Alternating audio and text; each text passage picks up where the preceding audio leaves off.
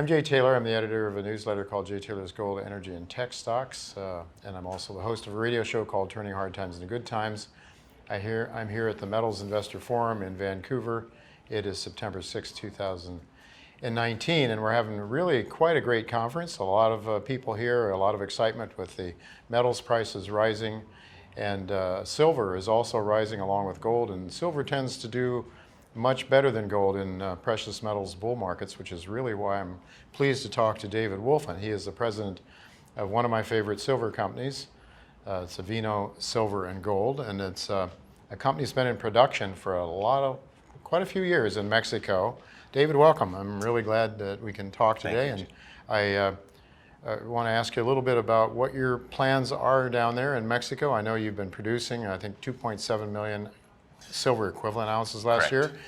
year. What can we expect this year going forward in Mexico? This year will be similar, about 2.7 million ounces silver equivalent. Next year we're expecting to be at 3 or north of 3 million ounces of silver equivalent as we transition to 100% mining at the Avino mine, so the grade will improve.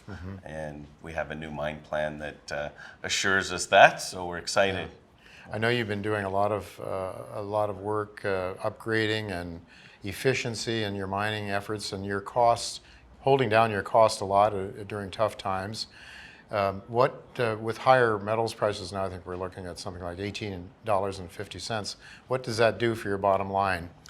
Our costs are about $13, and they've gone up since the San Gonzalo mine closed down. So we have opportunities on the property to find other San Gonzalo mines. So we're hoping that we can get our costs down in the future by adding higher grade mines to the mix. In any event, with these better metals prices, and $18 is still a low price for silver. I'm expecting you're going to do very well there in the years ahead. But you're not just about silver too. You have a very interesting gold project, the Bralorne mine, a very famous mine in the old days, high grade in British Columbia. Tell us about that and what your plans are there.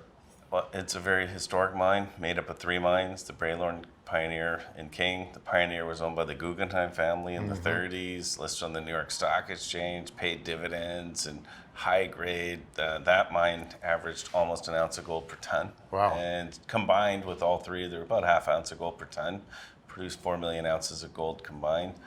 So we acquired it in 2014 and had a small mill on site, 100 ton per day. Our idea was to expand on that, but we realized with the metal prices where they were, we needed to find larger resources to justify building a bigger mine. And so we embarked on a major drilling campaign last year, 28,000 meters of drilling. We're about over 20,000 meters into it. And we've made some new discoveries. We've digitized all the old data, so 13,000 scans and 20,000 entries from channel samples from when they mine. So now we've got this leapfrog software that's 3D modeled the old mines, and now we can project into the gap zones in between the mines where the prospective exploration targets could be. Very good. Very much more efficient drilling then. Yeah. What can we expect then, or do we have a regular flow of assays that we might expect, the investors might expect from Bralorne? We put out a news release about a month ago, but there'll be news before the year end. And we're just waiting for assays to come in. And you've done a very nice job of keeping your share structure intact, and it's not that many shares, as I recall. It's pretty tightly held. You yourself have skin in the game. You care about the performance of the company. And so what can we look forward to as investors now going forward? Yeah, we've got about 76 million shares outstanding. We recently did a financing without a warrant, so that was positive. The market reacted favorably and went up. We've doubled in price since the low. And having skin in the game, I mean, working for your father, they don't like to pay their sons much. So he said my remuneration would be aligned with the shareholders. So, and I worked in the stock market, so I understand the importance of share structure. Sure. And so when things get good, you don't want a lot of stock out there. It's going to overhang the market, and we want our stock to go up. And it's trading on the New York Stock Exchange. So it's under the symbol ASM. We're averaging 600,000 or 700,000 shares a day in the U.S. on the very liquid. NYSE, and about 100 to 200,000 shares a day in Canada on the TSX. That's a lot. Yeah. So I guess if you're really bullish on silver, I think this is one of my favorite plays for Every sure. portfolio should have a silver lining. It should- Let Avino be it.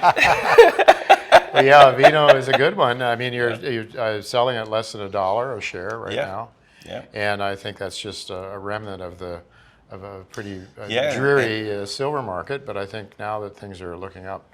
Demand for our product is growing. We sell most of our product to Samsung, so it goes into their electronics, and I'm certain that the demand for electronics is not going to go down. Right, So right.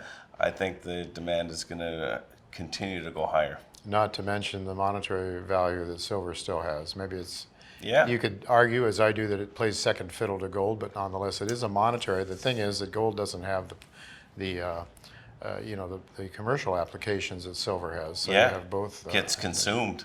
Gets consumed, and so I'm very bullish on silver. So that's why I picked up some shares of yours recently, great. David. Yeah. And anything you can, specifically, what should people be watching for? Well, just Avino, it's going to be coming out with good news from exploration, hopefully, and I mean we're continuing to produce. So as we find higher grade zones, we're able to monetize that quickly, and we're really aligned with silver. So it's a call on silver. So Yeah. if you like silver, a junior producer is a good one to have because they'll see higher revenue immediately. Right. Unlike the exploration Yeah. plays, which is what I track to a lot. Yep. You have to wait a long time, but Yeah. very good. Well, David, thank you very much for your time. It's a Thank you. very, very interesting story, and one that I'm telling my subscribers they need to have more of. So Thank you very much. all the best. Thank you.